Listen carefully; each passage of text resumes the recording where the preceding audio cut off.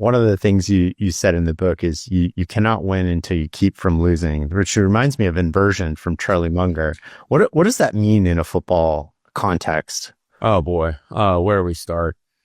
Anything that prevents you from achieving your best, that you control. So it's not the opponent; it's something that happens internally. Examples would be, guys getting suspended for performance enhancing drugs, or guys that wouldn't hydrate and would pull muscle, pull a hamstring, pull a groin, pull a calf, because they weren't fully hydrated. That's not Buffalo. That's not the Jets. That's us. That's us. And in the game, I'd say two of the biggest examples, well, there's a lot of them, but let's start with penalties. Pre-snap penalties. So penalties that happen before the ball snapped. Those are our fault. You can't blame them on the other team. False start, illegal motion, too many men on the field, delay a game, like all that. That's our inefficiency. That's not our opponents.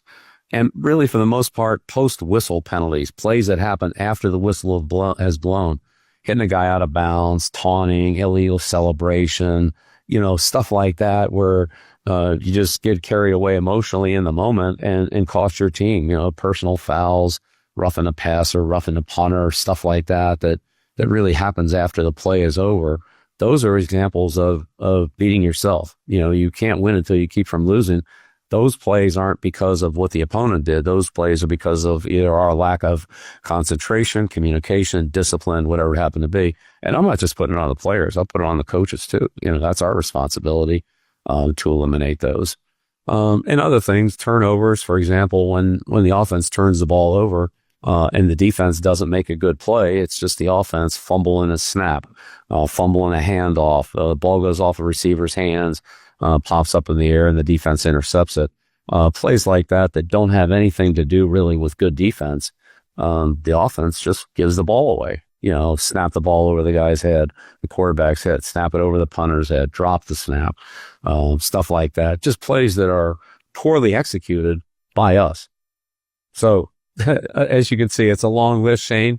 Some of them are off the field, and some of them are on the field. In college football would be, being academically ineligible. I mean, that's not your opponent's fault. That's a lack of commitment and doing the required academic work to be eligible to play. So those would all be examples of you can't win until you keep from losing. If you can eliminate all those things, then you can actually make progress on being a better football player and winning games. I remember reading something a while ago, but the difference between being beaten and losing, and it sounds like what you're saying there is kind of hinting at that. Yeah, absolutely. We've always said more games are lost than won in the National Football League. And when I say lost, I'm saying those type of things: missed opportunities, missed assignments, poor clock management, just fumbling the situation more than the other team, really, really playing well to win.